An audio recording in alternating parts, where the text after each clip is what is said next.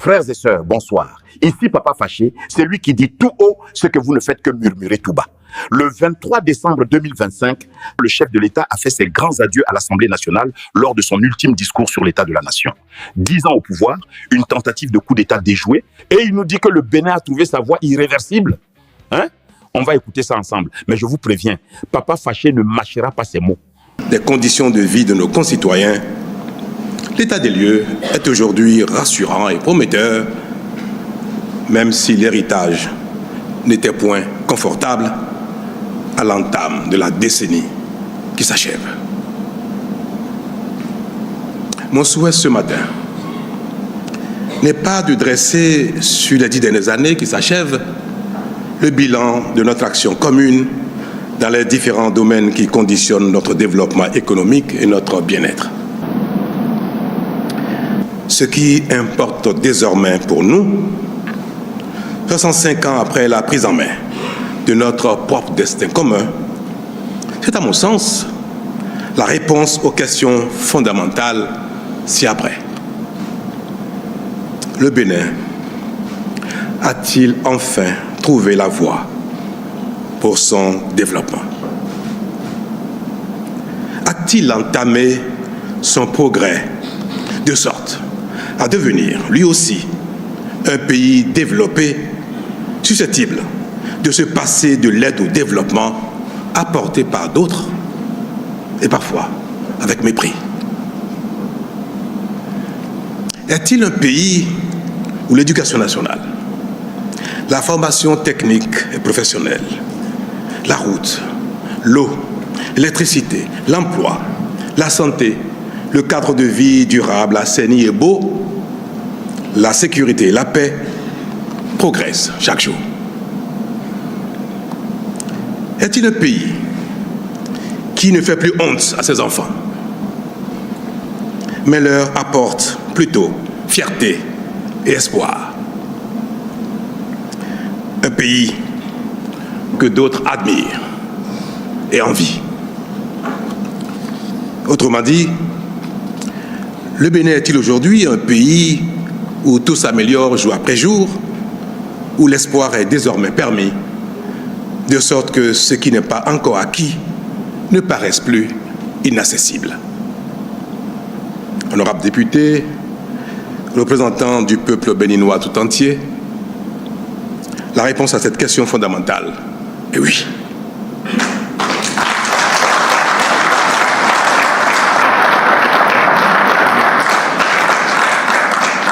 En effet, depuis bientôt 10 ans, le Bénin a entamé sa mutation et les signes de notre progrès sont visibles par tous.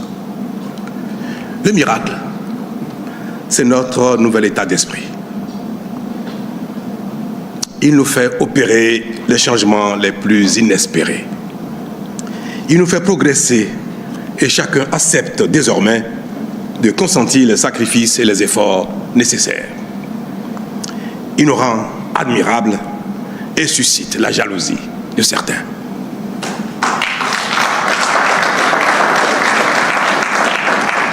Ce nouvel état d'esprit est le résultat du courage dont a fait preuve l'ensemble des responsables politiques en charge de notre commun destin depuis bientôt 10 ans.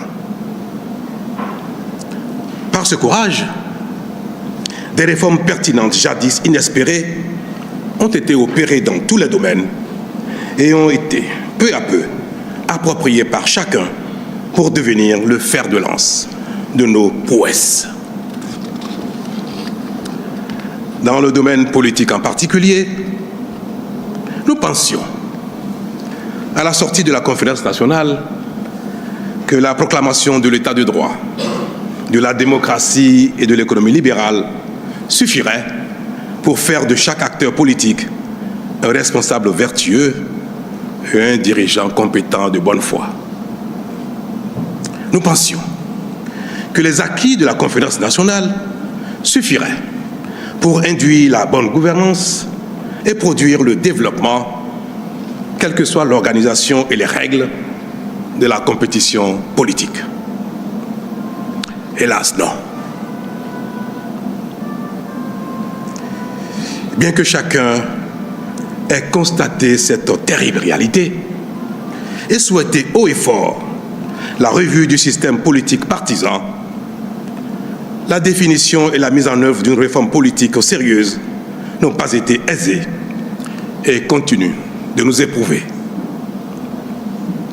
Aujourd'hui encore, il persiste en notre sein une certaine divergence sur les profondeurs qu'il reste à atteindre en cette matière pour mettre le Bénin définitivement à l'abri de nos travers, nous les acteurs politiques. Honorables députés, ma conviction est que un effort qui s'avère nécessaire, mais qui est à moitié consenti, est vain. C'est pour cela que nous avons raison d'aller au bout de la réforme, de la refonte de notre modèle politique pour l'adapter à nos réalités en vue d'asseoir durablement notre développement engagé. Vous prenant à témoin, honorables députés, j'ai la conviction que les différentes réformes que nous avons opérées depuis, qu'il s'agisse de celles intervenues en 2018, 2019, 2024 jusqu'à la toute dernière, datant d'1 mois à peine, nous permettront véritablement et définitivement de mettre la démocratie au service du développement de nos concitoyens et non au service exclusif des acteurs politiques. Ainsi, diriger la nation béninoise ne doit plus être perçu comme un droit, mais plutôt comme un devoir qui requiert de la disponibilité, de la vision, de la compétence et de l'abnégation. C'est pourquoi, de plus en plus, la démocratie se définit essentiellement chez nous au Bénin comme un facteur de développement et de promotion du bien-être citoyen. Elle n'est plus un prétexte de pagaille, de corruption et d'impunité.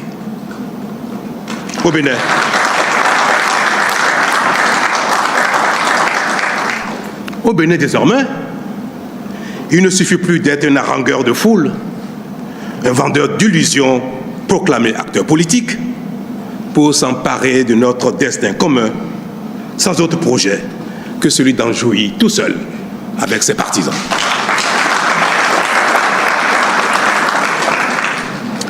Pour nous diriger au Bénin, nous protéger, assurer notre développement et notre bien-être, il faut en être capable et le mériter politiquement. Être acteur politique ne confère plus aucun droit. Il n'astreint qu'à des devoirs et à l'humilité, voire à l'effacement et même au sacrifice de soi.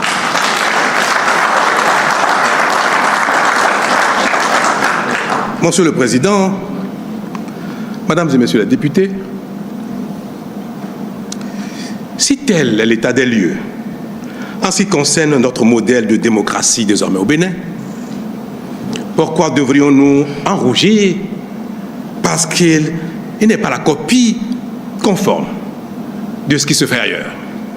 Pourquoi? Mais est-ce que le Bénin est la copie conforme de notre pays dans le monde? Mais non.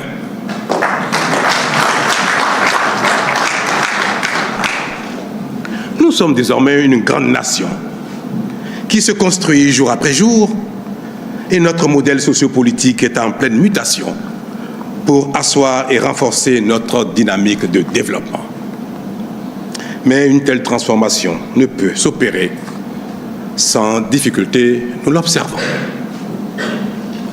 Les incompréhensions, les résistances et même les heurts qui nous éprouvent sont inhérents à toute transformation sociétale significative. Ils sont la preuve que nous sommes sur le bon chemin. Aucune œuvre humaine n'étant parfaite, nous corrigerons et ajusterons notre modèle au fil du temps.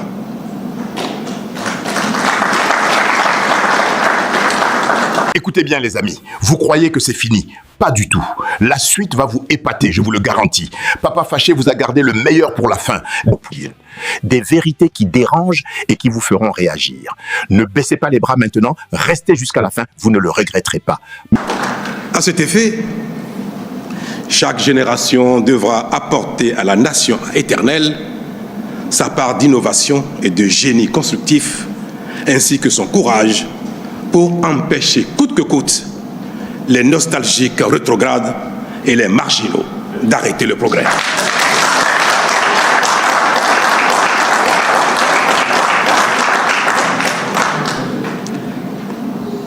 C'est en cela que je voudrais, Monsieur le Président, Mesdames et Messieurs les députés, saluer et rendre hommage à l'ensemble des forces de défense et de sécurité de notre pays.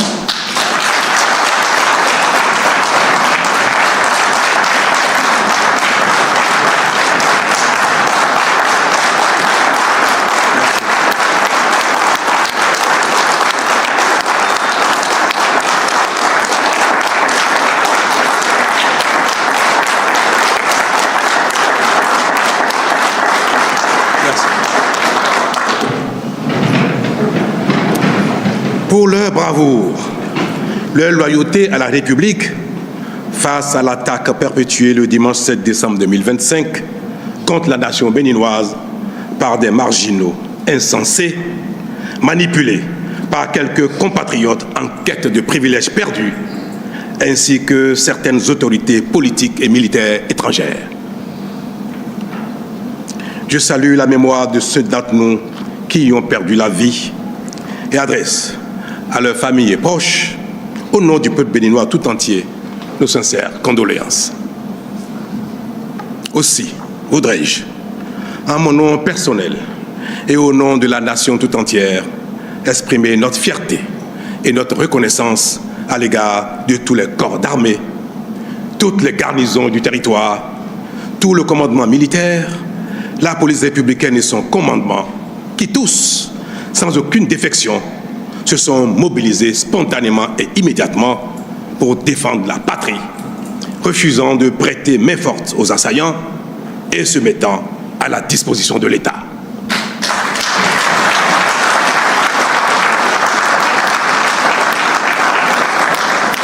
De même, j'exprime à l'égard de tous les dirigeants, de toutes les institutions de la République, notre fierté et notre reconnaissance pour leur attachement à l'ordre constitutionnel tel qu'ils l'ont exprimé dans les minutes qui ont suivi l'attaque. À l'endroit du peuple béninois, dans sa grande majorité, j'exprime notre fierté pour son refus de soutien à la forfaiture et son attachement à la démocratie et à l'ordre constitutionnel. Monsieur le Président, Mesdames et Messieurs les députés, tout cela n'est-il pas l'illustration d'un état d'esprit nouveau, caractéristique d'un Bénin qui grandit? Les grandes nations, ce ne sont pas seulement celles qui ne sont jamais éprouvées, ce sont également celles qui sont capables de faire face aux épreuves avec efficacité. En cela, notre pays, le Bénin, a donc franchi un palier décisif dans son parcours, sa construction, ses valeurs et son développement. Quant à ceux d'entre nous qui restent désespérément accrochés à notre passé révolu ou qui peinent à s'arrimer à la dynamique en cours, je prie le ciel de leur accorder la clairvoyance, l'altruisme et l'humilité nécessaires à leur ralliement afin que leur frustration, justifiée ou non, cesse de nous diviser. Car notre Bénin commun restera éternellement notre maison commune. Nos divergences ou insatisfactions, dès temps présent, ne doivent en aucun cas compromettre l'intégrité de la nation et son avenir. Les élus, mal aimés d'aujourd'hui, passeront. Et ceux de demain ne manqueront pas de corriger les erreurs commises et de remédier aux insuffisances. que chaque citoyen béninois accepte donc de venir boucher de ses doigts les trous de la jarre trouée afin qu'elle abonde de richesses pour nos enfants et petits-enfants. C'est bien le symbole de ces lieux, Monsieur le Président. Mesdames et Messieurs les députés, pour ce qui restera en ce qui concerne ma dernière apparition ici, à cette tribune, permettez-moi de vous exprimer à vous, parlementaires de la 9e législature, à vos prédécesseurs des 8e et 7e législatures, ma profonde gratitude pour votre disponibilité permanente, votre amabilité, votre bienveillance, votre collaboration républicaine, correctrice et combien efficace, qui m'ont permis d'accomplir, durant ces 2 mandats, selon mes compétences, la charge, la noble mission que m'a chargé le peuple béninois, dont m'a chargé, le peuple béninois, depuis donc bientôt 10 ans. Vous prenant encore une fois à témoin, je voudrais exprimer à toutes les Béninoises et à tous les Béninois de l'intérieur et de l'extérieur, de tous les âges et de toutes conditions, ma reconnaissance infinie pour l'honneur et la confiance qu'ils m'ont fait en me confiant durant 2 mandats successifs le destin, la direction de notre beau et grand pays. Je veux leur dire que j'ai pris et gardé tout le long des 2 mandats la mesure de leur attente, que j'ai donné le meilleur de moi-même, jour et nuit, avec bonne foi et abnégation, pour être à la hauteur de leur confiance. Je veux leur dire aussi que j'ai le regret de ne pas avoir tout réussi. Mais je veux, surtout et davantage leur dire, alors que la fin de ma mission est toute proche, que j'ai la certitude qu'ensemble, nous avons accompli de grandes choses, dont certaines nous paraissaient même impossibles. Je veux enfin leur dire que surtout, notre état d'esprit a considérablement changé. Que désormais, plus rien ne nous est impossible. Que le Bénin a véritablement et définitivement trouvé son chemin pour se développer enfin et offrir peu à peu à chacun le bien-être légitimement attendu et qui est de plus en plus espéré, mais qui est désormais à notre portée. Le développement, le bien-être attendu depuis tant de temps par tous, Monsieur le Président, Madame et Messieurs les députés, ce bien-être, il est désormais à notre portée et nous cheminons chaque jour ensemble pour le conquérir. Monsieur le Président de l'Assemblée nationale, honorable député, bientôt, de nouveaux conseils communaux prendront le relais dans nos communes. Une nouvelle législature succédera à la présente ici, à Porto Novo. Un nouveau président de la République prendra la règne du Bénin. Tous ces changements qui s'annoncent matérialisent la dynamique de la vie et sont le symbole du renouvellement inéluctable, gage d'espérance et de progrès. Les élections générales qui, à cet effet, se préparent seront paisibles et sereines parce que chacun, quelle que soit son appréciation et son appartenance, aura compris que le seul véritable enjeu, c'est le Bénin.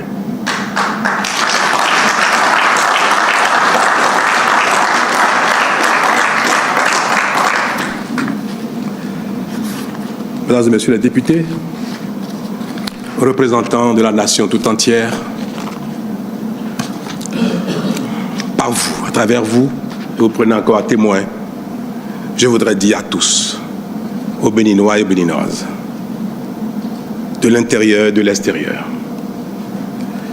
que nous n'avons aucune raison de craindre l'avenir. Je veux leur dire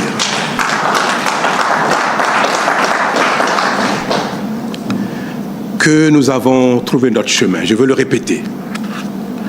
Je veux leur demander de faire confiance au Bénin, de faire confiance aux générations successives, désormais actives pour notre bien commun, pour notre développement. Je veux leur dire, n'ayons aucune crainte. L'âme du Bénin veillera et le meilleur est à venir.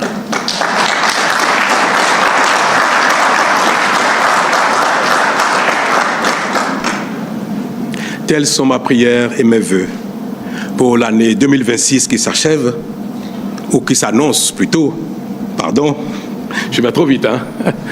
26 n'est pas encore arrivé. Je disais donc tantôt que telles sont ma prière et mon vœu pour l'année 2026 qui s'annonce pleine d'allégresse et de réussite pour le Bénin. Puisse-t-elle apporter à chacun et à chacune la bonne santé, la prospérité, la patience, le patriotisme, l'amour de soi et de l'autre, ainsi que la joie de vivre. Mesdames et messieurs, vous aurez compris que l'émotion m'a étreint.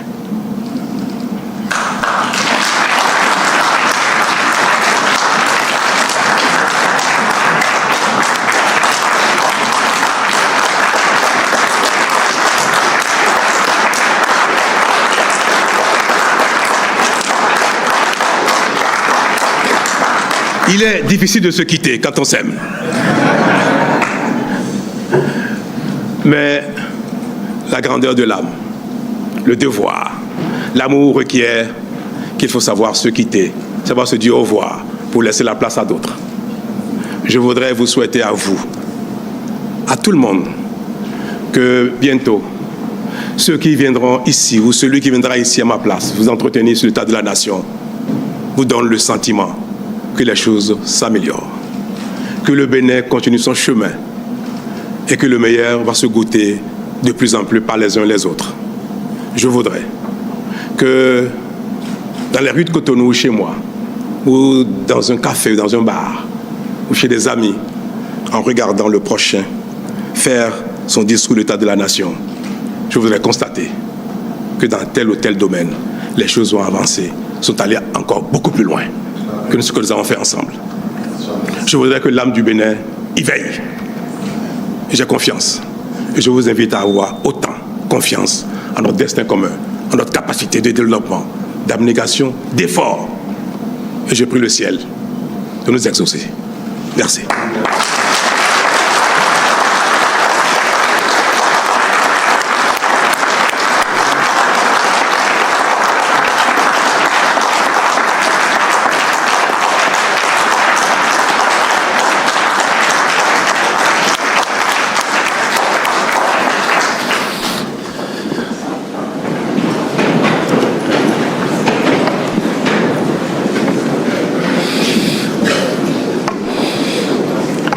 Voilà.